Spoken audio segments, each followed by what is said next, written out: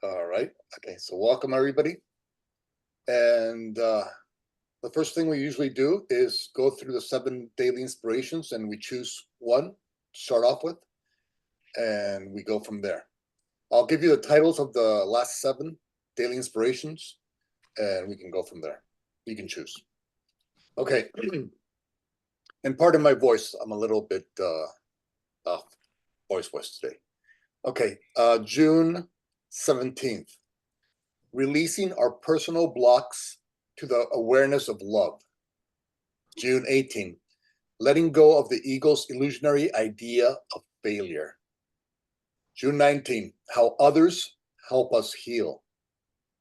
June 20th. Returning to the state of oneness. June 21st. Undoing the ego's thought system.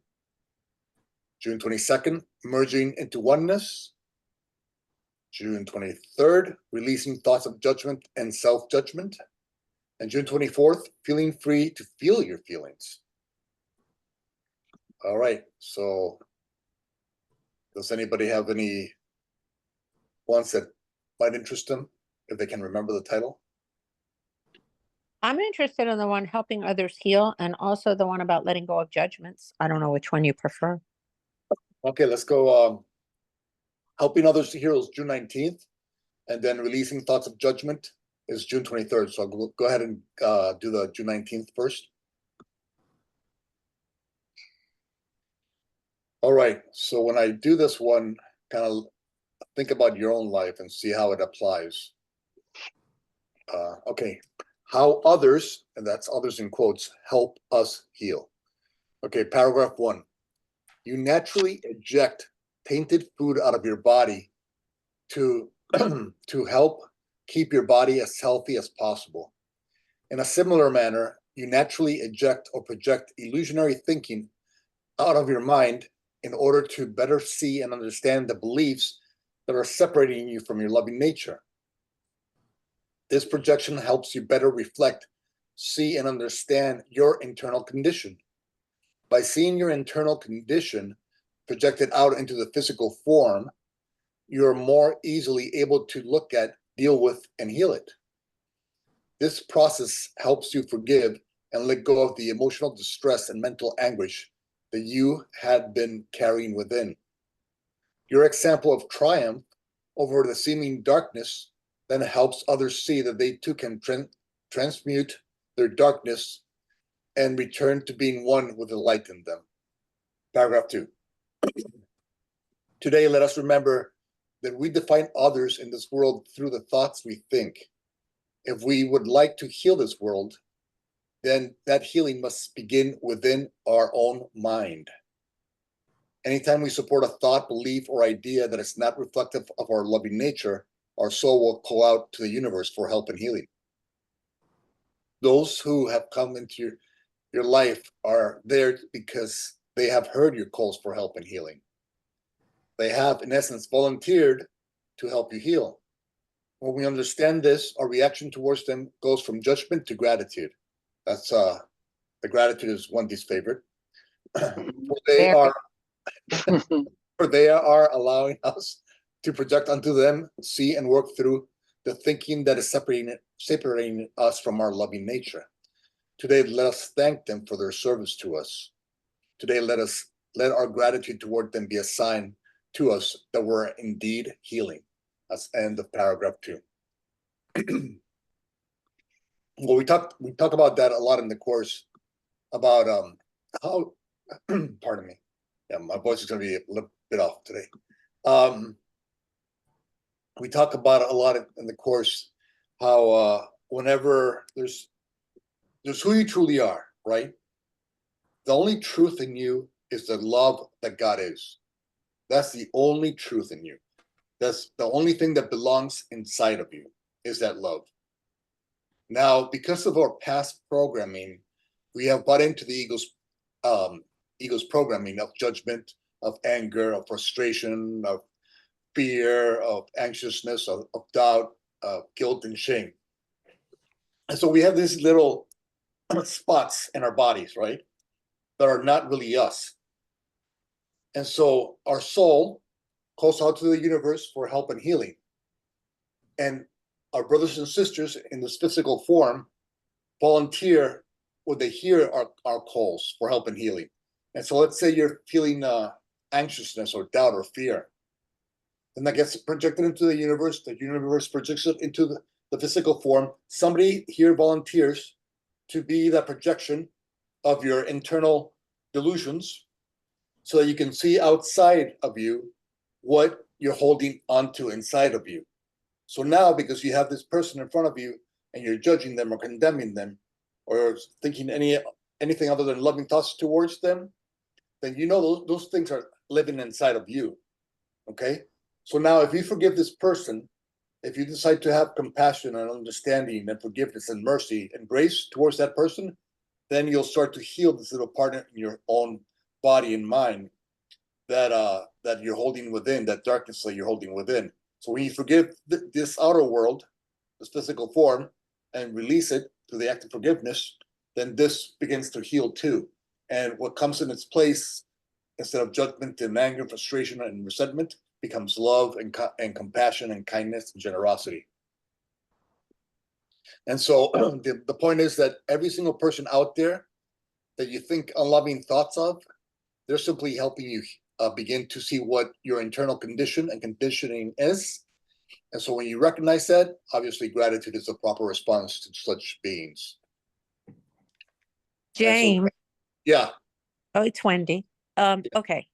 So that makes sense if somebody is in front of you acting anxious or angry or whatever it is that you're projecting. Like my credit card number got stolen while I was on this trip, and I have had to spend now a number of hours trying to clear all these charges. So I think this person is an asshole. Sorry, excuse my language, but I'm not feeling any loving thoughts towards this thief who is making my life difficult. And is this one of those mistakes are for correcting and let it go thing? I mean, I'm not going to I'm not going to wake up every day angry at this person, but we're supposed to feel loving towards generally other people, but I don't feel very loving towards people who commit criminal acts that affect me personally, or any criminal act really. Right. And so you, as you said, you will end up forgiving this person, right? And letting that go because you know it's not worthy of your judgment and anger, right? I mean, it's kind of like a waste. It's really a waste of time in a sense to be angry and judgmental and hate this person, right? Correct. And so you're going to do that, but because of the work you have done in the last 9 months, you're going to spend less and less time in that delusion of anger and resentment and hate. And you're going to spend more and more time in the decision to just forgive, release it, let it go, and have peace. And so what that individual is actually doing is helping you shorten that time that you sacrifice to anger and resentment and shame and fear and whatever. And so when you recognize that person is just simply helping you remove yourself from the delusion that you've been programmed with, and that you can remind yourself that you can have peace instead of this, then all that person is doing is just shortening that time in the darkness. So the more times you get to practice going from the darkness to the light in you, the less time you'll spend in the delusion. And the reason you spend less time there is because of people like that person.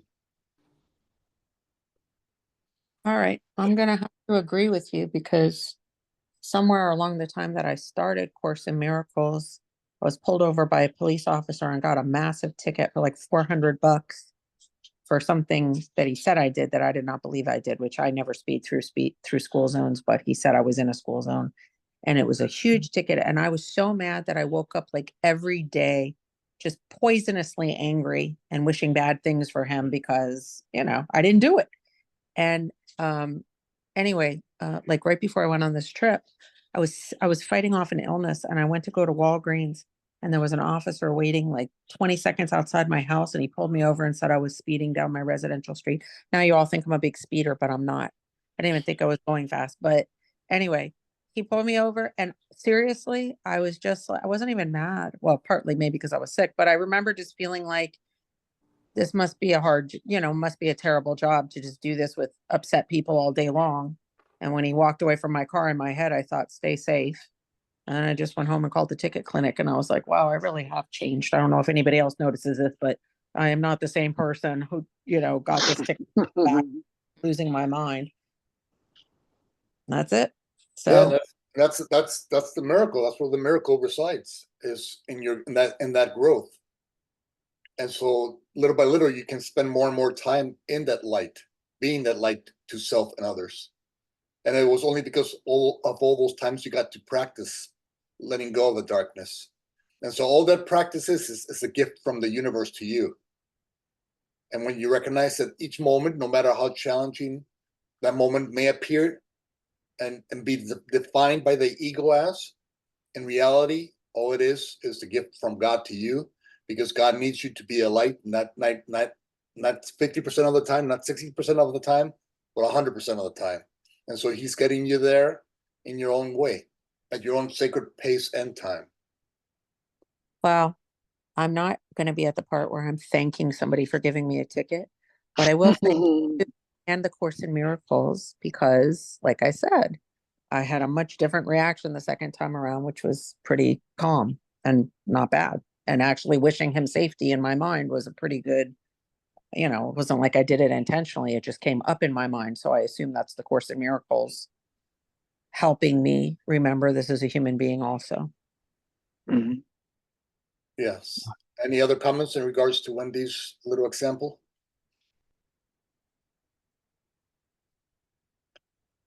James, I had never heard this explanation before, and it's like really a lot of blind spots opening up where the other person, like in Wendy's example, the way that officer helped him because it made her realize that it's not worth the time to being upset.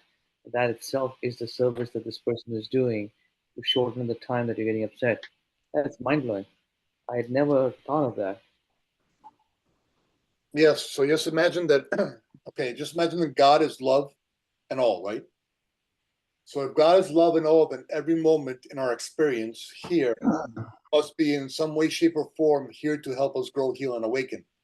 And so if every moment is in some way, shape, or form here to help us grow, heal, and awaken, then you see that every interaction you have with another brother or sister, if seen through God's eyes, through love's lens, is a gift from the universe to you. And so it's something that you will use in your own sacred time and pace for good. And so, yeah, you could spend a lot of time in anger and resentment about that cop or anybody who quote unquote wrongs you. But that's just a decision you're making. But God has given you free will. So the amount of time you spend in hell or in heaven is a choice of your own making. So Wendy was spending a lot of time in a hell of her own making by the choices she was making. But now she's starting to realize that she can use all her experiences, even those challenging ones, to help her realize that there is another way to react to this situation. And so everybody there who's challenging Wendy is in essence helping Wendy realize that instead of hell, she can live in heaven on earth. And that's what we recall with every single situation we have with a brother or sister. Well, what's interesting is they even gave me a little extra that would normally set me off, which is when I was driving home with my medicine, that police officer had an old lady pulled over. And I thought immediately, he's just sitting here all day, just he looked upset. And I was like, he's just sitting here all day looking for people to harass. But then I let it go. Again, I was just like, this is his job. This is what he has to do. He probably hates it. And that's why he's not very friendly. And, God bless him. I would hate to sit out there all day making people miserable. Yeah, How and do we deal with challenges with our family members? I mean, police officers, one thing, it's a 5 minute interaction. Family members are there all the time. yeah, so that means that they're your most consistent teachers, you Mm. know. And so if they out of 8 billion people, they're the ones who have volunteered to really help you heal, grow, and awaken. And so you have a lot of opportunities to forgive and let go. and choose peace instead of the ego's demands for judgment and anger and resentment and pain. Mhm. And so those people are the ones that you should have more gratitude towards, because they decided, hey, you know what? I'm gonna go ahead and live with you, and I'm gonna go ahead and push all your little triggers. So you can look at them, look at your triggers, and so you can remember that, you know what, these triggers are really not worth it. I'm tired of supporting these triggers that only make me angry and resentful and hateful and anxious and fearful and doubtful and shame filled and all that stuff and feeling guilty.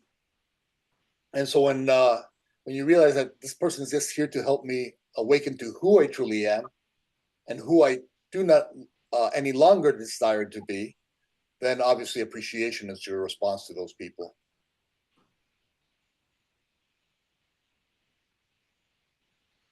I think that's been such a profound teaching of that's in your writings, is about looking at the people who challenge us as our teachers and helping us to reflect what we need to learn, because it turns everything from being a victim of someone to being the author of our own story. We can write how we're going to react to that person. It's up to us, really. It changes the dynamic in such a great way. I really like that a lot. Thank you. Yeah. Yeah, and it shows us that the power resides within you to be in heaven or to be in hell on earth. There's nothing to do out there. It doesn't have to do with the police officer. It wasn't the police officer that put Wendy in hell. It was Wendy's reaction to the police officer that put her in a hell on earth. And it was Wendy's reaction of choosing peace instead of the anger that brought her back to heaven on earth. And so remember, the situation is in essence neutral. It's your response that puts you in heaven or hell. But that's good news, because if it's your response that puts you in heaven or hell, then you are the one who decide which door to open and which door to walk through and which path to experience. And so that's good. That's good news, because now whenever you're in the state of feeling unloving or unforgiving, you know that, guess what? Nobody else put me there. I put myself there through the choices that I made. I defined my experience. And therefore, I can set myself free, or I can imprison myself within my own mind.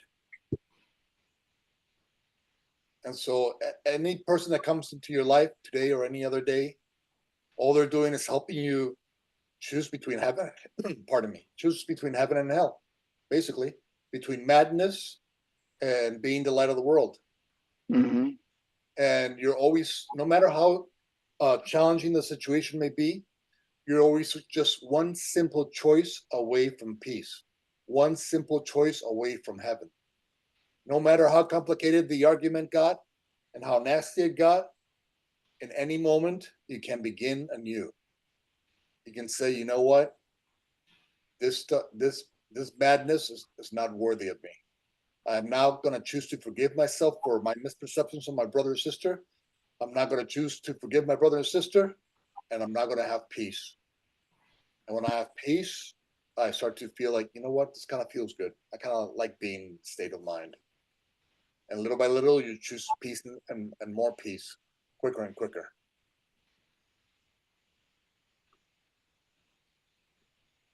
Any other examples this week of trying to see how others are helping us heal? Let's see who's here. Okay. No other examples? Okay. Well, we just started. I'm sorry. The week they started. Okay, how about last week? Did anybody offer you an opportunity where you projected onto them something that's less than love? A thought that was less than love? Well, I was speaking to my mom, and I was telling her that I have this really nice neighbor, she goes walking in the morning, and she finds these mango trees, and she brings me home a mango. And then in return, not in return, in just as a gesture, I give her some food that I've cooked. So, she leaves the mango at my door. I give her some food, and she's like, why can't you just find out where the mango trees are and go there and get the mangoes yourself? Like, you can't even do that much. Like she's like, beating me up. Like, you can't find out where the mango trees are and just go get the mangoes yourself and have her come. And I was just listening to her. I was like, okay, all right, all right. That's I mean, I could notice the trigger going up and then just coming down very quickly. Like, okay, all right, that's that's that's a good reason to find where the mango tree is. Okay, no worries. But I could just see her reaction coming. Like, so every time I have a conversation, I know that something or the other she's going to like try to like whip me with, and I think I've been experiencing that as a child, and I've had a lot of triggers inside me to get very activated, triggered with someone or her or says that I'm like ready to react, and I notice that it's like, oh, okay, all right, that's fine, no worries, no worries about that. I see where you're coming from. Yeah, so your mom is a big teacher for you. She's helping you. She's helping you remember that in any moment, no matter what anybody says, you can choose peace instead. That you can forgive what a person says, let it go because you know it's not true, because you know that you are only love, and as God's child in creation, you are only worthy of love. So you know that. So when your mother seems to say something other than that, you now can recognize, you can now do what A Course in Miracles says, uh, lift above the battleground. And so you can see the situation happening, and you can remember your past reactions to your mom's statements. And you can remember how you reacted in a way that did not bring you peace. And now you're starting to remember that you don't want that way anymore. But the only reason that you got to this place of peace is because your mom gave you so many opportunities to practice choosing peace over big judgments and anger and resentment. And so when we recognize that, hey, mom was pretty helpful, and most moms are pretty helpful. Most parents are pretty helpful. Everybody's pretty helpful, really. And so just whenever you talk to your mom, just before you talk to your mom, go into that conversation with a goal and say to yourself, okay, I'm now going to speak to my mom. I know how my mom usually speaks to me. She's old school, and it's gonna be hard to change her ways. Let's just put it that way. So she's gonna be who she's gonna be. And the thing is that because God and her co-created her journey because she co-created her journey with God, her journey is perfect for her. And guess what? Because we're all one, her journey is perfect for you. And she, in part, came into this world to provide you opportunities to remember that you can choose peace in any situation. And so when you start to realize, okay, part of my mom's mission in my life is to remind me that no matter what she says, I can love her, I can forgive her, and I can choose peace. Man, that's a great freaking lesson. If you can do that with your mom, you can do that with anybody else. And so if you can do that with anybody else now, because of all the practice you had with your mom, who's worthy of your compassion and appreciation? Your mom. Because now you go into the world and you interact with A, B, C, or D person, and no matter what they say, you can now act with compassion, react with compassion, understanding, forgiveness, reminding yourself that, you know what, they've created their own perfect journey. Whatever they said to me, no matter what that is, yes, they needed to say. And you know what? I'll let them go ahead and say whatever it is they think they need to say. because I know that when they're saying anything that's other than love, they're not really saying anything to me. Because anything that they could say to me that's anything other than love is not real or true.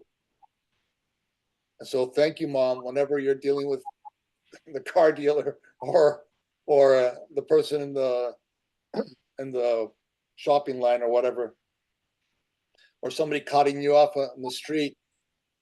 You know what? You know what my mom taught me when somebody cuts me off on the street? That I can choose compassion, that I can choose kindness, and that I can be at peace. And then you'll be driving in your car. Thanks, Mom.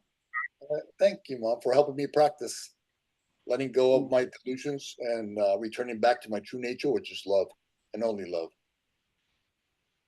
How do we apply this to non-relationship situations like work or stock market, or where money is involved, or something where something can go wrong and that bothers us? Not like something, maybe we made a mistake or we weren't as smart enough, but it's not somebody else did something. It's we did something that affected us uh, financially, and money can be a big trigger.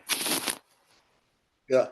Well, I've been in the finance world for a long, long time, and so I've made all kinds of mistakes. But now I'm pretty good. But it was only because I made all those mistakes that, in quotes, mistakes that made me pretty self-aware about finance. And so you have to remember that you can view your situation in two ways. You only have two lenses you can choose to view your situation through. One is love's lens, God's lens, where every moment is being offered to you to in some way, shape, or form heal and grow and awaken. Right? That's one lens. The other lens is the ego's lens, where you judge yourself and others for whatever happened. And you judge yourself as guilty or not smart enough or not wise enough or not experienced enough or not whatever enough. Okay? So in every moment, you have those two choices. The choice that you think you're worthy of is the choice you will choose and experience. Okay? And so if you experience that choice of the ego, that's fine. You'll experience it and you'll go through your self-judgment and whatever and condemning yourself for whatever. But you little by little, you're going to realize that that's not what you want. That's not how you want to react to situations like that. That you can instead choose to view the world through love's lens. It's just a free will. It's just free will. It's just a choice. You can choose to see, okay, this is an interesting lesson that I just learned. I'm just not going to repeat this mistake. I'm going to put it in my little tool belt. And the next time this kind of situation comes around, now I have the tools, but the life experience that my quote unquote past mistakes gave me.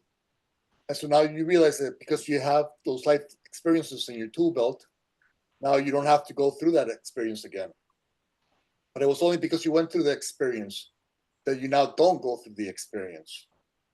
And so when you start to realize that every situation, no matter what the ego says about it, no matter how much the ego demands that you condemn yourself for that situation, all that it's doing is providing you life experience that you can use to align with the mind of God, with self-love, with self-worth, with self-compassion, with understanding. And when you do so, you stop experiencing difficult times, because now you know that everything is being offered to you for your healing and awakening. And there's no more need to judge yourself, or condemn yourself for X or Y or Z, because you just did the best you could. Maybe it didn't turn out quite great, but you learned. You can learn from it, and you don't have to repeat that lesson. And then you can thank that experience, because now you know what roads not to travel.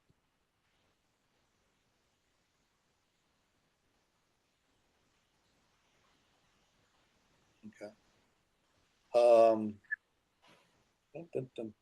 Anybody else? Celia, you had a perfect week. I see. Actually, I did for a change. Ah, see, the work is You good. know how I've always in trouble with my boss, right? Yeah. And but he's been behaving lately, but in also what I've been doing is like I'm reducing the time that I spend in the office. So he doesn't, I don't give him a lot of time to get mad at me. And I think he doesn't know what to make out of this, because, I go, for a few hours a day and then I leave. So it's like at the time I'm there, he is being appreciative, it feels. Because what happened was that a lot of people that used to work with us, they left, because of his behavior. So I think he's been extra careful about not to,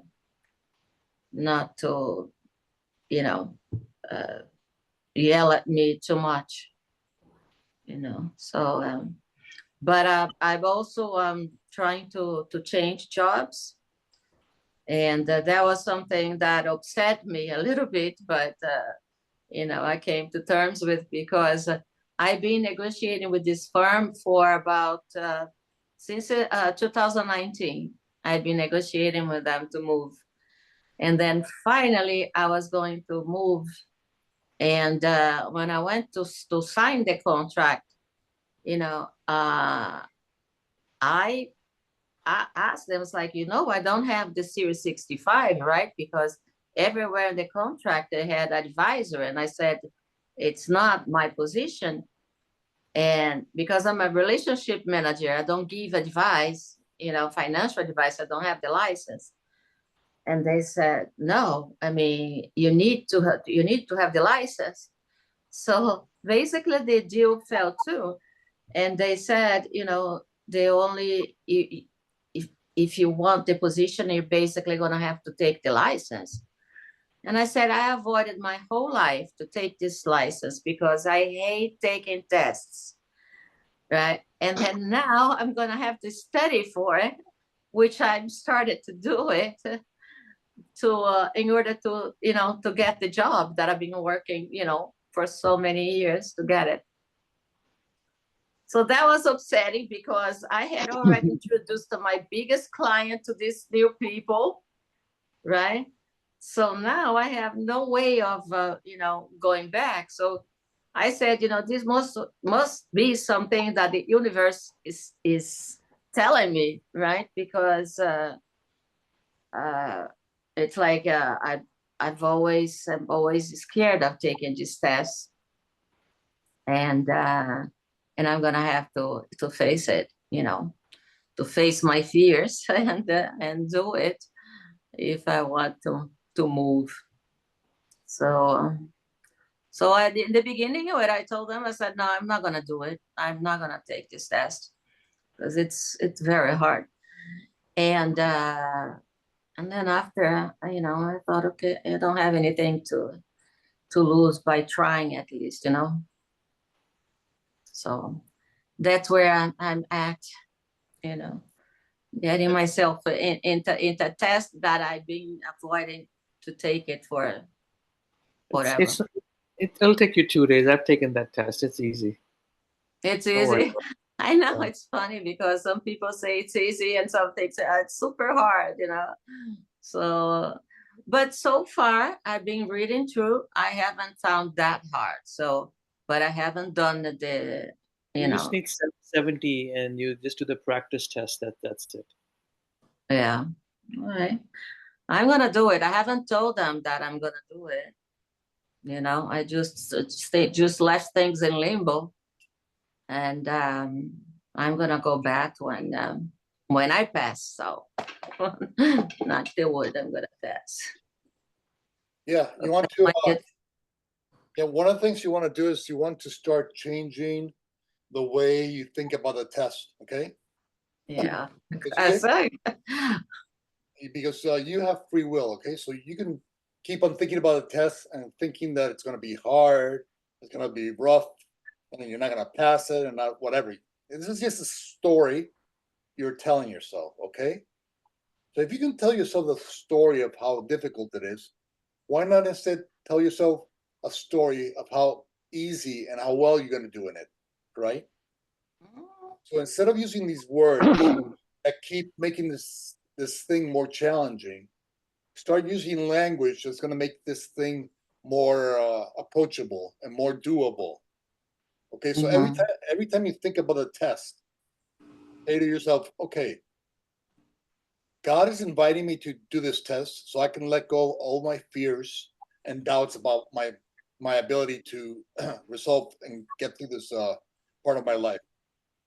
So I know that because God is with me, everything's going to be okay. I'll do my best. I'm going to go ahead and study. When you're studying, just invite the Holy Spirit to come in and ask the Holy Spirit, please, do you mind studying with me? Do you mind helping me put this information in my mind so that I can keep it there, at least until a test? And so each time you open the book or the pamphlet, whatever it is that you have to study, bring God in, or bring the Holy Spirit in, or bring whoever you believe in, and ask them to help you recall this information. And keep repeating to yourself, I'm going to go in this test and I'm going to do great. And I'm going to pass this test because I know that this is in God's hands, and God only wants me to succeed and to be joyful and at peace.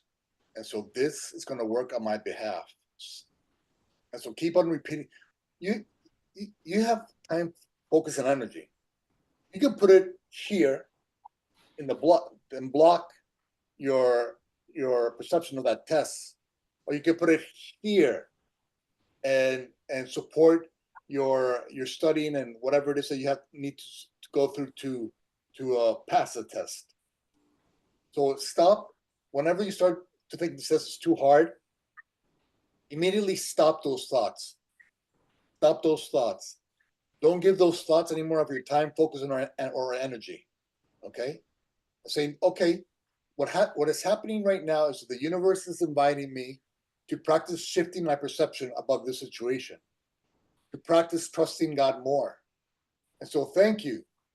Now I'm going to support inside of my mind that I'm going to pass this test, that God is with me in this test, that everything's going to be all right. And so support what's going to support you. Support the thoughts that are going to support you and the life you want. Stop supporting the thoughts that are not supporting the life you want. Okay. Just Thank remember, you. Thank you. just remember, I have free will. I don't have to keep supporting thoughts that don't support me. Now, because of free will, I'm only going to support thoughts that support me and that support me passing this test easily. Easily. Okay. Good. I'll come back to you guys in about 4 months. Use that methodology But for anything, right? Whenever you're doing some work that's decision making, studying, we can use that same way, inviting God in, yeah. right, Yeah. James? Yeah, like when you read A Course in Miracles or you read any book of truth, you always want to invite God in. You always want to invite the Holy Spirit in. You always want to invite Jesus in. You always want to invite Buddha in. You always want to invite some spiritual master in to read the book with you. And they'll be glad to be there with you. And they'll help you digest the material in the book. And so, yeah, you can use that for any situation that you have to go through in the future. Any tests or anything like that, yeah. I will. You will do it. You will pass it. It'll be great. I can't wait Yeah. for you. I can't wait for you to tell us about it. Thank you. Thank you. All right. I think Wendy wanted me to do releasing thoughts of judgment and self-judgment. I did. Okay. So I'm gonna go ahead and read this. It's a June 23rd Daily Inspirational. Again, 2 paragraphs long. And here I go. Excuse my voice. It's a little raspy today. God is love and all. There's no opposite to love, which is all. Thus, in truth, there is no such thing as judgment. So the act, in quotes, of judging self or others is not an expression of the truth in us. It is an expression of a character that we're playing while we dream. The truth in us, being love, does not judge, nor does it have a need for judgment. The truth in others, being love, does not judge either. Thus, in truth, others can never judge you. Say that again. Thus, in truth, others can never judge you. If you feel like they are judging you, it is only because you are seeing and believing in a fantasy as real. Sure, within the ego's dream, those who sleep may be seeing judgment as real. But because the ego tries to place itself in opposition to all, it itself is nothing. Nothing cannot do anything. Thus, everything it seems to create is neither real nor true. When we awaken at one with love, we will recognize the absurdity of the dream of judgment. Paragraph 2. Today, let us practice awakening from the ego's dream of judgment. Let us learn to see judgment not as an adversary, but as an ally. If we find ourselves in judgment, let us not continue to sink deeper into the darkness. Instead, let us use the self-realization that we are dreaming as a trigger mechanism that helps remind us that it is now time to awaken. Awake, let us now thank, not judge, those who are a part of our awakening process. As we use judgment to help us heal, we will notice how God uses all, even our most challenging times, to help us awaken to our loving nature. Now we know that judgment is simply a sign of a mind that is asleep to its true nature. Now, awake, we let go of the dream of judgment, and by doing so, become a greater reflection of love and not judgment. That's the end of paragraph 2. And so the whole point is that if somebody is judging, again, as we mentioned in the previous daily inspiration, the truth in everybody is only love, because love is all, right? So everybody out there cannot do anything in truth but love you. Okay? If they judge you, that's not the truth in them that's doing that. That's just a program inside their head from the ego that's reacting to the situation. And so if somebody's sleepwalking towards you, you're not going to slap them away. They're just sleepwalking. They're just dreaming. And so there's no need to judge those who are dreaming. And so if somebody is judging you, just remind yourself, okay, wait, this person is judging me. Okay. In reality, the only thing that this person can do is love me. Because in reality, that person is only love. So those words that they're using are not them. That's not the truth in them. That's just a little program that they bought into as true. And so all you have to recognize is the difference between the truth in them, which is what you're meant to react to, or the sleeping part of them that's not real or true, that's only dreaming. Consider it the child part self of them. So there's no need to judge that child self part. That's part of them that's not yet awake to the truth in them. And same with you. The only thing you can do to others is really love them. Because the only thing that's in truth in you is love. And so you can never judge or condemn somebody else. It's just that when you're judging or condemning somebody else, it is not you doing that. It is your past programming, the ego's past programming, that's in control of your mind and thinking. And if the ego's past programming is in control of your mind and thinking, then it's in control of your life. And so what you want to do is practice. Okay, I'm judging person A or B right now. Okay, that means, it doesn't mean anything about them. My judgment of them really has nothing to do with them. My judgment of them just simply shows me that I'm not in control of what I'm saying. The truth of me is not in control. And so what I want to do is say, okay, I just judged my brother or sister. Okay, wait, that's not me, that's the ego. Okay, let me now take back control of my mind by using any of love's expressions. So I can use forgiveness or compassion or understanding.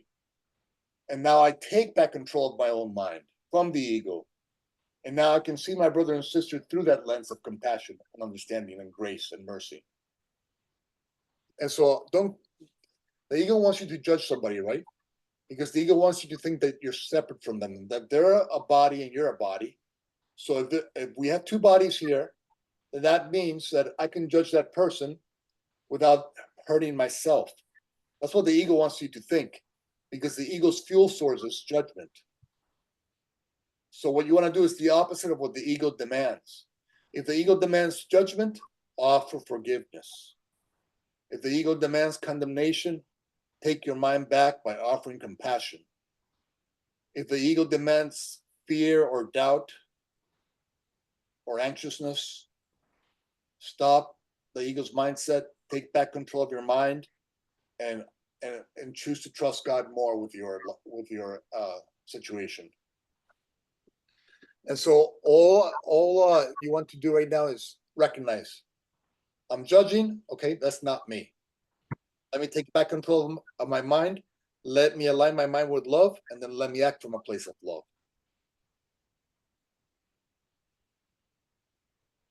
Does anybody have any examples of judging? I know everybody here is awake, so it's gonna be a tough one to.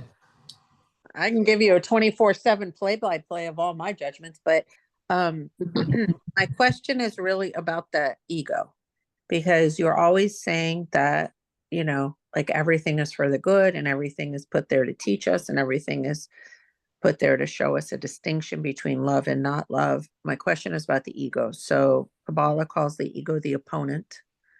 And you often talk about the ego as holding all the judgments and keeping us sort of from loving thoughts and stuff like that. But is this one of the things that you would say, oh, you have to be grateful for the ego because it shows us the difference between the nightmare life and the happy life? Or is this try to step around the ego and not think too much about it and just go about your business without it? I'm always a little confused about the ego because it's basically the driving force in us, but it seems like in other Christian terms it would be considered the devil that like sits on your shoulder tempting you to do all the wrong things. And I'm not Christian, I'm just sort of giving you that as a picture. Okay, let me just reread line 1 and 2 of paragraph 2. It says, today let us practice awakening from the ego's dream of judgment. Let us learn to see judgment not as an adversary, but as an ally. Okay, so how do we use judgment or the ego as an ally? That is a question. And my answer is, which might not be the answer, but it's my answer, is that, okay, the ego is showing you who you are not. Okay, and many times it is extremely helpful to recognize who you are not, because the more you realize who you are not, the clearer it becomes to recall who you truly are. And so the ego in this sense is showing you, you know what, you are not judgment, because you already tried judgment 100 times, and guess what, judgment never delivered to you the peace of mind and joy you wanted. And so you say to yourself, okay, oh, thank you, ego. Now I'm starting to get that judging somebody else or condemning somebody else is not offering me the peace of mind and joy That is my inheritance as God's child in creation. Thank you, ego. I appreciate that.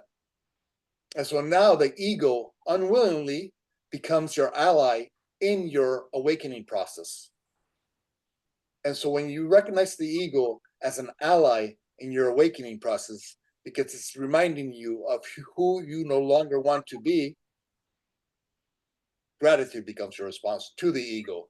And now the ego might not like it, but now he's a friend and an ally in your awakening process. Because now you use the ego not to dive deeper into this darkness, not to answer judgment with judgment, anger with anger, hate with hate, revenge with revenge.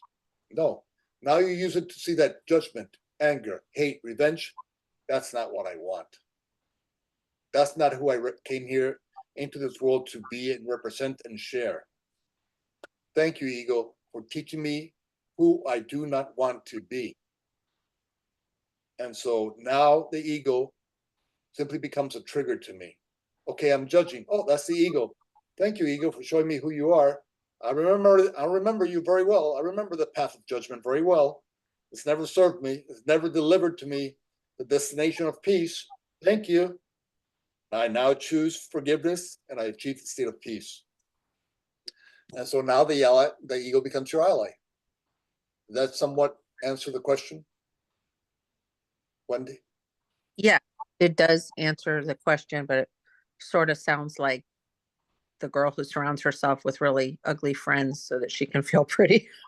I wanted to piggyback. Oh, sorry. Go on. Go ahead. Oh, hi, Christina. Go ahead. Sorry, I'm late, guys. Talking But about- I talking figured about- better late than never. Yeah, Better late than never. talking about pretty girls. Go ahead, Christina. Thanks, guys.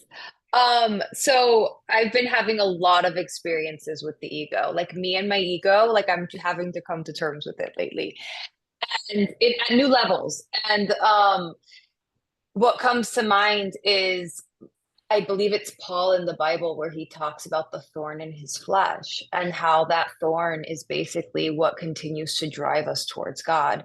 And that thorn can be anything in our lives. And I was listening to a speaker this past weekend, and he said, you know, everyone goes around wanting a guru, but everyone already has something in their life that they struggle with. That is your guru. That is your opportunity to seek God. That is your opportunity to go to God, to see where you fall short, to see where you fall from grace, to see where you're not unconditionally loving.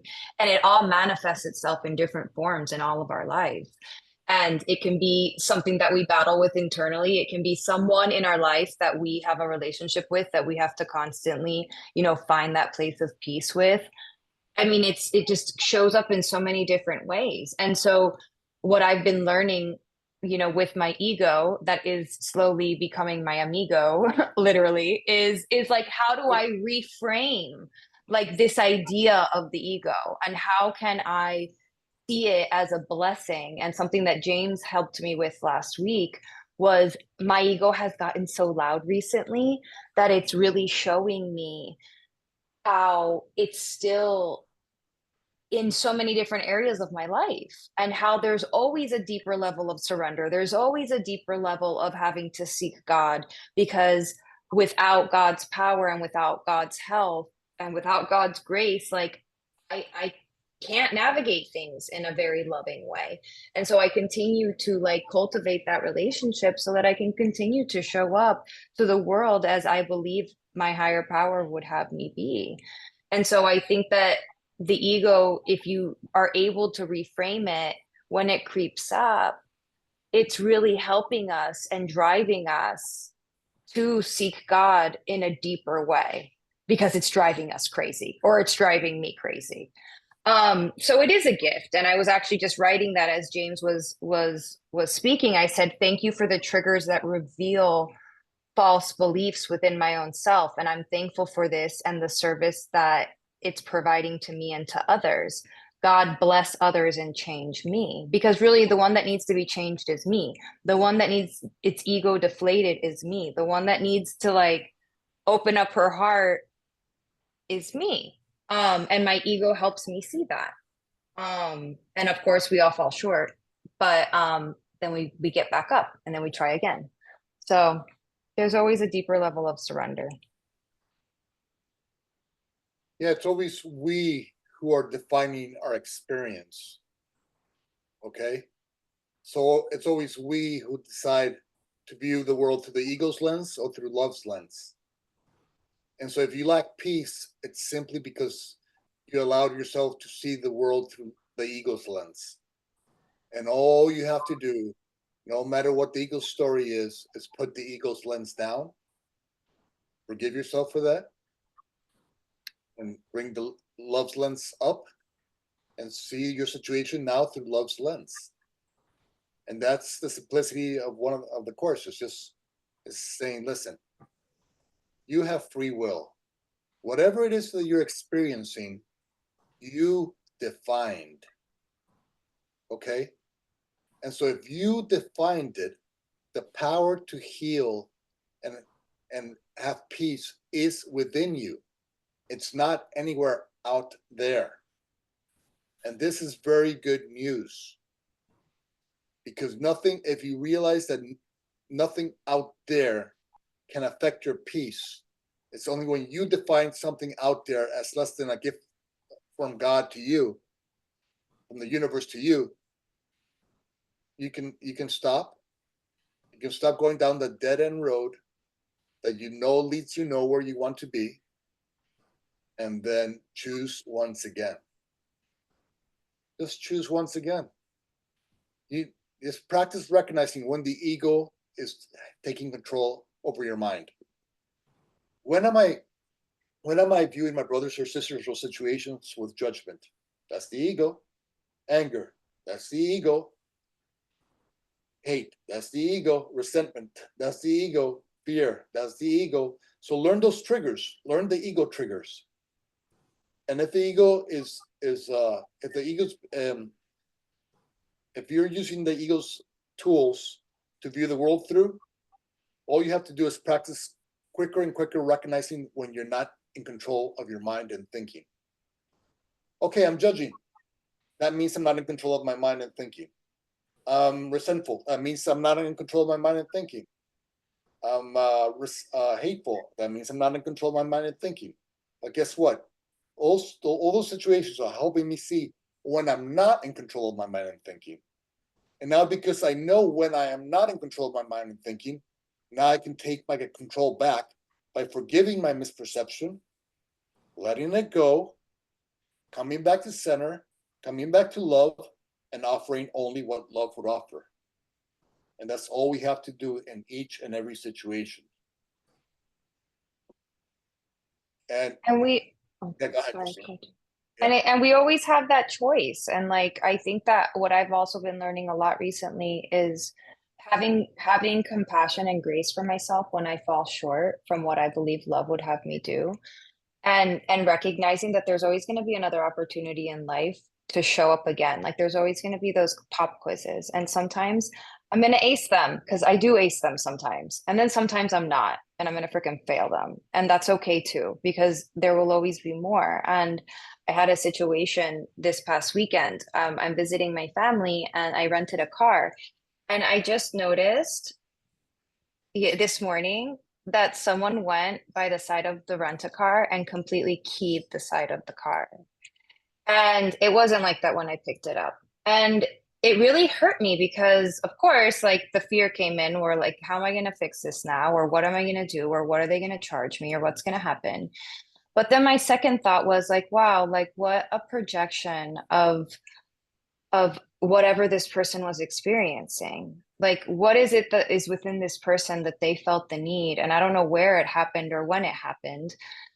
It must have happened within the last day or two, but what's going on within them that they felt the need to go by my car and completely key it? And I'm sure I'm not the only person that they've done it to. And I honestly said a prayer for them because I was like, well, what else can I do? I mean, clearly this is a person that's hurt, that's just going by and vandalizing people's property. And so I deal with the physical matter and I have to deal with the physical matter. However, deal with whatever happens and go about it the most honest way. Cause also I don't want to be honest. I want to be like, oh my gosh, no, I didn't do it, or, oh no, this was like this, and it's like, no, that's not honest either. So deal with it. honestly in the physical world, but also in the spiritual realm, like say a prayer for this person, because a loving person wouldn't have done that. And what I'm also recognizing with my own ego is I almost envision it as like the cluttered closet in my beautiful home. And it's like everything in my home, I want it to be perfect and spotless. And then I have this like closet full of clutter that I don't want anyone to open or anyone to see. And it's like the only way that I'm going to be able to clean out that closet is to open the door and let everything out and show it to people and be open to like sorting through it and shining light on it. And what a beautiful gift that I can give to the world to show people that I too have a cluttered closet. I too have an ego. I too like can fall into defects of character and resentment and like all of these things and not show up in a loving manner so that others can also embrace their humanness. But that only happens when I embrace my humanness and I'm willing to tell people or show people like, hey, yeah, this is my cluttered closet and it's not really pretty and I don't like it and I want to hide it, but like I'm willing to share it with others so that we can all be okay with whatever it is that we're dealing with and we're navigating, because we're human and we all fall short, even though we're striving for an ideal, and seeking God and the divine. And that's That's a- what forgiveness No. is. Christina, thank you. Go ahead, Mike. Oh, that's what forgiveness is.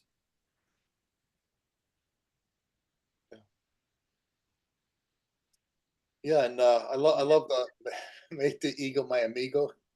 Where did you Yeah. get that? Where did you get that one? Well, it's interesting because in the recovery rooms, they say your ego is not your amigo. But I'm learning, and I'm learning that through the course, that the reality is that my ego is my amigo, because my amigo is like this like magnifying glass to the areas within me that still need healing. So when my ego is really loud and acting up, it's really like what we always talk about. It's a gift. Like I don't want to listen to it, but if I'm able to observe it and follow the thread, it's actually screaming and showing me where I still need to maybe bring God in and shine some light and do whatever work I need to do with God and with others or whatever it is that works for me as a healing modality, because it's really, it thinks it's running the show, but I think I'm recognizing that it's actually guiding me and giving me breadcrumbs to where I need to bring God into the circumstance even more. So it's almost like shooting itself in its own foot. If I can reframe it in that way, Yeah, the ego unknowingly, it's a self-destructive mechanism. Because the more it shows itself, the more you see how unlike it is to the truth in you. And so when you start to recognize, you know what the truth in you is. Deep down inside, you know the truth in you is love. And so when you start to recognize the ego's tools, you start to see who you are not. And that's how you make the ego your amigo, because the ego is just showing you who you're not and which thoughts, emotions, and feelings you can replace with God's love. Where can I replace my delusions with God's love? And the ego is that flashlight. It shows you, oh, here in this situation where you judged a brother or sister, or where you were resentful, you can there in that situation, you can choose a better way, a more productive, loving way. And so the ego is being that flashlight. It's showing you where you believe the fairy tale is real. And so all you have to do is recognize the fairy tale is just a fairy tale. It doesn't represent anything true about me. Thank you, ego, for showing me where I can now place light where there was once darkness. And now I can heal and find peace where there was once pain. And so, like Christina said, it's just showing you, where is it within your heart and mind where you're choosing the ego over God, where you're choosing fear over love? Where? And so if the ego shows you where it is within your mindset, then you can start to practice letting go of it and choosing it no longer. And it was only because the ego played a part in that process that you were able to recognize, let it go. And so, yeah, the ego is your amigo. That's funny. I like to humor myself. I think that's very funny because it's very true. It's like truth. Yeah. It's like truth. The ego might not recognize it, but it is. It's helping you awaken. And by doing so, it's destroying itself. It's dissolving itself into nothingness from which it came. And so use those times where you're in the darkness of the ego's mindset, not to punish yourself. Don't punish yourself when you're there. Simply recognize that you don't belong there. Forgive yourself for being there. Return to your loving nature and self, and then act from that place of love. And then thank the ego for helping you practice going from fear to love. Because the more it helps you practice, the less time we will spend there.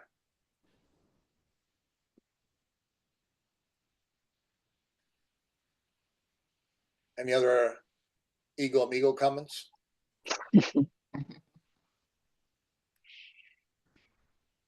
Okay, let's see.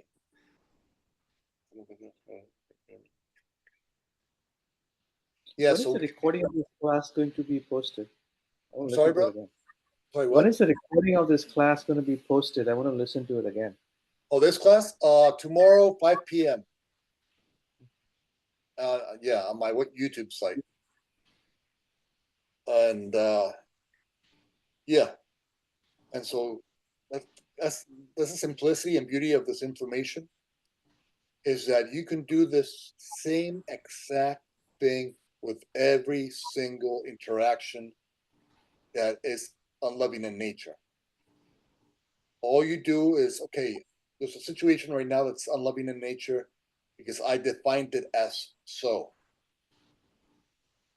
And all I'm being taught in that situation is who I no longer desire to be or support. And so thank you, ego, for showing me who I no longer desire to be and support.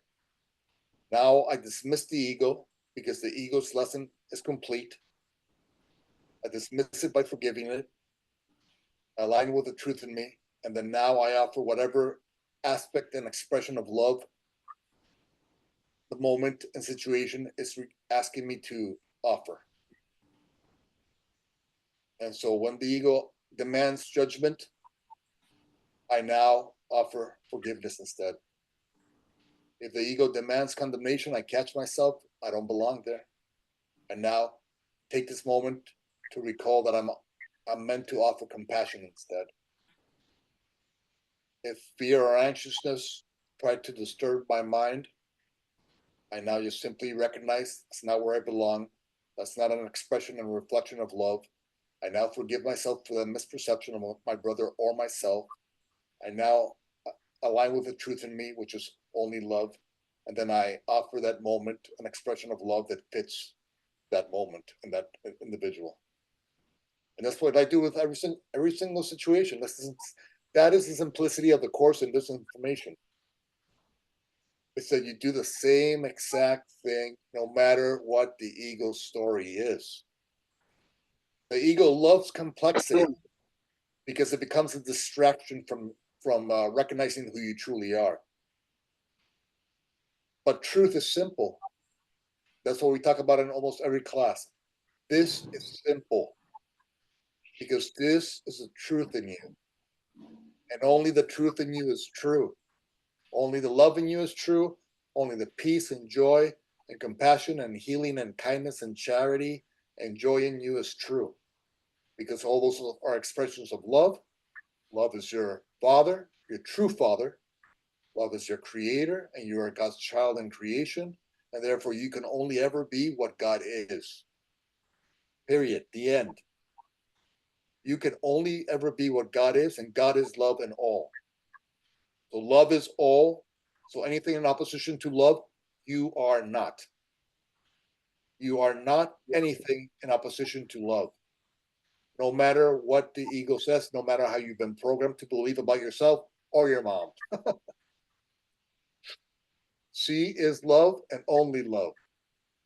And when you start to recognize that love in her as true and nothing else in her as true, then you will start to have true peace of mind and true joy and true awe for God and his creations.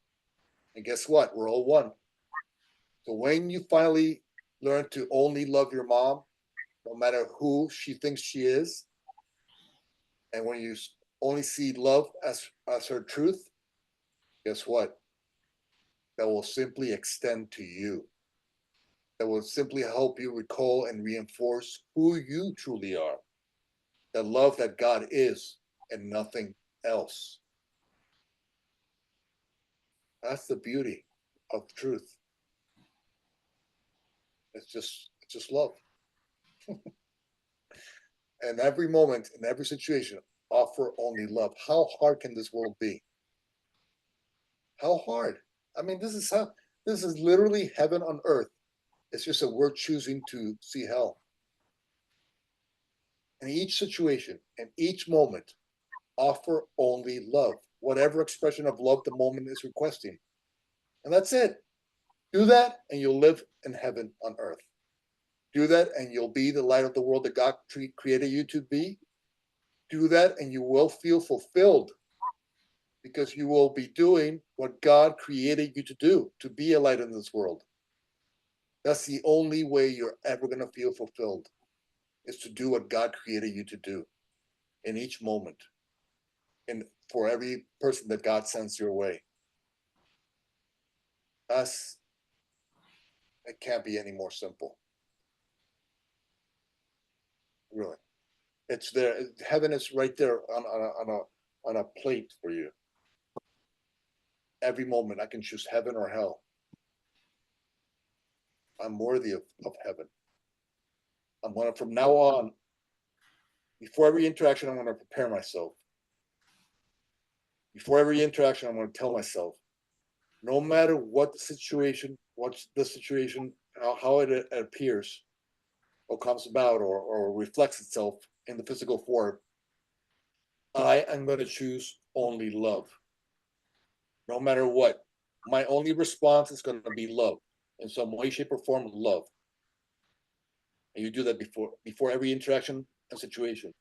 Remind yourself of your goal, and let the situation become a means to achieve your goal.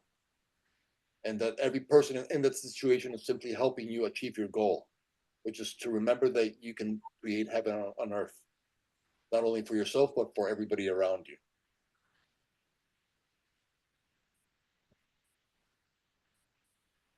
Amen. Can I hear amen? Amen. All right. Any other questions or comments before we say goodnight? I was talking a lot today before this, so my voice was a little raspy. And now I have to go to my brother's house now to see the Panthers game. And obviously it's going to get raspier there because it's game 7. This is the last game of the championship. Either they win or lose. Wow. So, yeah. So now, yeah. Tomorrow I'm going to trying to be quiet. Wait, no. Tomorrow I have a Tuesday class. Okay. Anyway. Whatever God needs from me, Lord. I'm yours, brother. Thank you so much, James. It was a great class. Thank you. Thank you. Thank you, Thank James. Thank you, Thank you, everybody. James. Thank you. Bye. Jen. Yeah. Just one thing. I'm not receiving the email. Thank you. Thank you. Thank you. What happened to the audio the audio daily listening?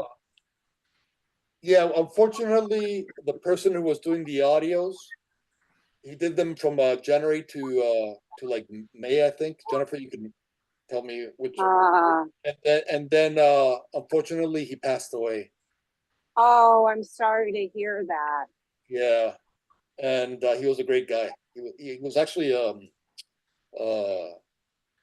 of Fame radio announcer in Texas. Oh, really? Yeah, Oh, fortunately, I'm yeah. sorry. I'm sorry. Those were very enjoyable.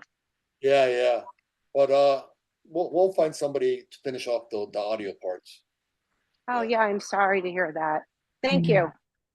But you can go to YouTube and I I read them too. But Yeah, thank you. I appreciate it. go ahead, Jennifer. Celia, you mentioned the emails aren't getting through. Did you check your spam folder? Yes. Would you do me a favor and email chosen to remember at yahoo.com with the Yeah. email address, and I'll look into it. Okay. Thanks so And then I'll much. get back to you. Yeah, again, chosen to remember at yahoo.com. Mm-hmm. Very good. All Thank you. right. Thank you, folks. Bye. Thank you. I'll see some of you, God willing, tomorrow night. See you tomorrow night. All right. Bye. Bye. Bye.